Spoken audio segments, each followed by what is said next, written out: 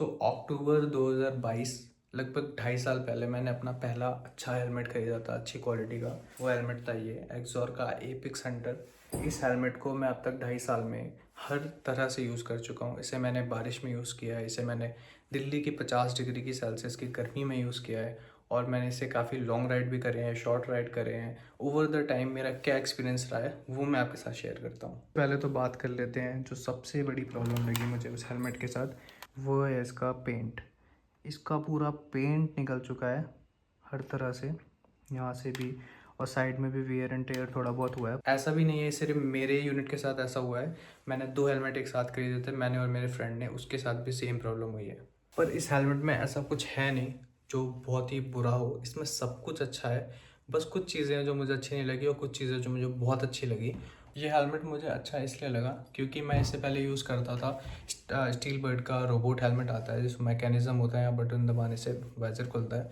वो हेलमेट से जब मैंने इस पर शिफ्ट किया तो मेरा जो एक्सपीरियंस था वो बहुत ही नेक्स्ट लेवल था। हेलमेट की अगर मैं लुक की बात करूँ, इसकी जो 3D ब्रांडिंग है ये बहुत ही प्रीमियम लगती है, पूरा मेटल है। इसकी जो कुशनिंग है वो इसकी बहुत अच्छी है, इसकी पैडिंग वगैरह सब कुछ बहुत ही प्रीमियम लगता है।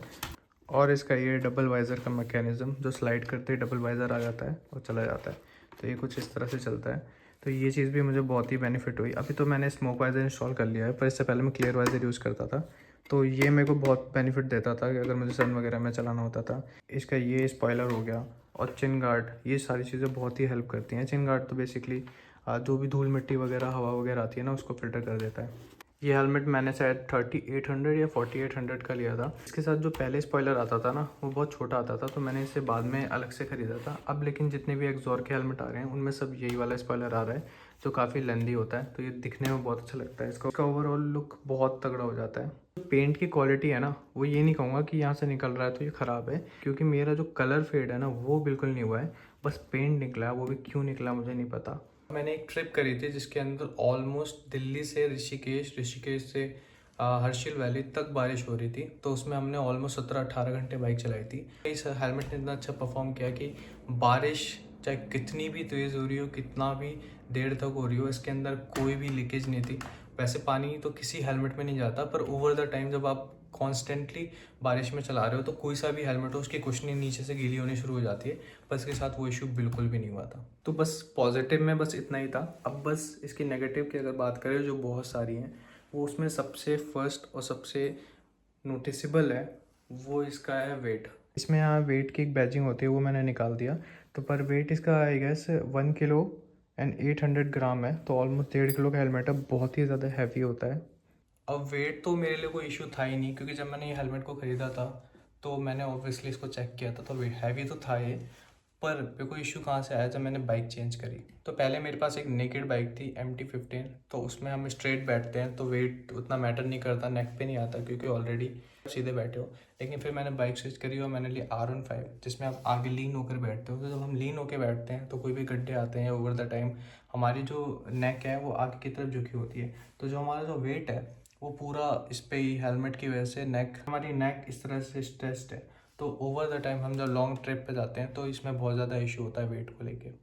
और दूसरी चीज़ है वो इसका वेंटिलेशन। तो इसका वेंटिलेशन एक इस साइड है और एक इस साइड है, बस ये दो हैं, और ये बिल्कुल भी इनफ नहीं है। मैं दिल्ली में जब 50 डिग्री सेल्सियस में बाइक चलाता हूँ तो ये बिल्कुल भी इनफ नहीं है। ऐसा भी नहीं है कि ये काम ही नहीं करते। जब आप बहुत देर तक ट्रैफिक में फंसे हुए हो और गर्मी है बहुत ज़्यादा और आपके पूरा स्वेट हो रहा है, उसके बाद आपको एक खाली रोड मिले और आप बाइक को एक्सीलरेट करोगे तो ऑब्वियसली फील होगा, हाँ एयर पास हो रही है और आपको ठंडा ठंडा लग रहा है। पर वो इनफ नहीं है, क्योंकि जब हम इसे बहुत देर तक चलाते हैं बाइक गर्मियों में तो ये बिल्कुल भी वेंटिलेटेड नहीं लगता। जब हम हेलमेट को उतारते हैं तो पता चलता है कि वेंटिलेशन का कितना ज़्यादा इशू है। बहुत ज़्यादा सफोकेटेड लगता है इसके अंदर गर्मियों के अंदर सिर्फ, लेकिन ठंडियों में इसका परफॉर्मेंस बहुत तगड़ा है। क्योंकि अगर आप इसे राइड करते हो इसे पहन के ठंडियों के अंदर, नो मैटर कितना टेम्परेचर डाउन है बाहर, आपको ज़रा से भी ठंड नहीं लगेगी। सारी वेंटिलेशन को क्लोज कर दे रहे हो आगे यहाँ पे और ये दोनों, तो आपका जो हेलमेट है ना वो बहुत ज़्यादा हीटेड रहता है अंदर से और बिल्कुल भी ठंड नहीं लगती। और अगर इसके हम वियर एंड टीयर की बात करें तो वियर एंड टीयर ऐसा कुछ है नहीं है, जो सारे हेलमेट्स में होता है वही इशू होता है। आपको वाइज़र चेंज कराना पड़ेगा। ये मेरा तीसरा वाइज़र है। स्टार्टिंग में 2 क्लियर वाइज़र थे, सेकंड वाइज़र मेरा काफ़ी अच्छा चल रहा था, पर मुझे स्मोक चाहिए था तो मैंने इसे इंस्टॉल करवा लिया। तो देखा जाए टेक्निकली तो मेरा सेकंड वाइज़र है इन 2 सालों में। और मैंने पैडिंग को एक बार चेंज करवाया। पैडिंग मैंने इसलिए चेंज कराई थी क्योंकि जो पुरानी वाली पैडिंग थी ना, उसे मैं जब भी वॉश करता था तो काफ़ी दिनों तक वॉश करने के बाद वो थोड़ी सी बैठ गई थी, तो मुझे बहुत ज़्यादा ढीला होता था हेलमेट। ढीला इन द सेंस, जब मैं बाइक चला रहा हूँ तो मैं लीन होकर चलाता हूँ तो हेलमेट ऐसे ऐसे ऐसे ऐसे हिलता था जब भी बम्पी रोड आते थे।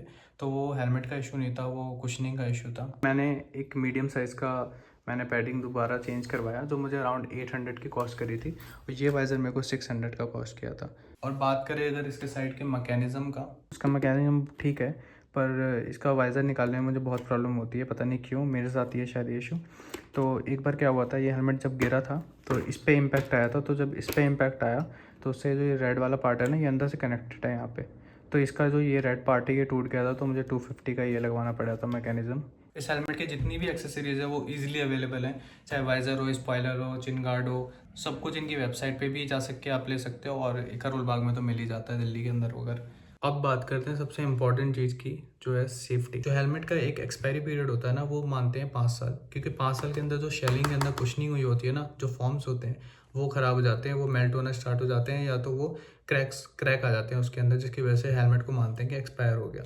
तो 5 साल में हमेशा चेंज करना चाहिए। मुझे 2.5 हो गए हैं, अभी 2.5 और चलेगा ये हेलमेट। तो जो इसका शेल है वो पॉलीकार्बोनेट से बना है, तो काफ़ी ज़्यादा ड्यूरेबल है। इसका जो ओवरऑल बिल्ड क्वालिटी है वो मुझे बहुत ही सॉलिड लगती है। और सेफ्टी के लिए एक और चीज़ जो मुझे बहुत ही ज़्यादा मैंडेटरी लगती है वो ये है कि जो डी लॉक है ये बहुत ज़्यादा इंपॉर्टेंट है। सारे बड़े बड़े एक्सपेंसिव हेलमेट्स में होता है, तो एक्सोर भी इस चीज़ को प्रोवाइड करता है। तो पिन लॉक होते हैं और बाकी सारी चीज़ें होती है ना, जो स्टेपल करते हैं ऐसे बकल की तरह, वो सब निकल के टूट जाता है, पर ये बहुत ज़्यादा सॉलिड होता है। तो ये था मेरा ऑनेस्ट रिव्यू इस हेलमेट को लेके। 2.5 साल में जो भी मुझे फेस हुआ मैंने आपके साथ शेयर किया, पर मैं हेलमेट को दोबारा अपग्रेड कर रहा हूँ।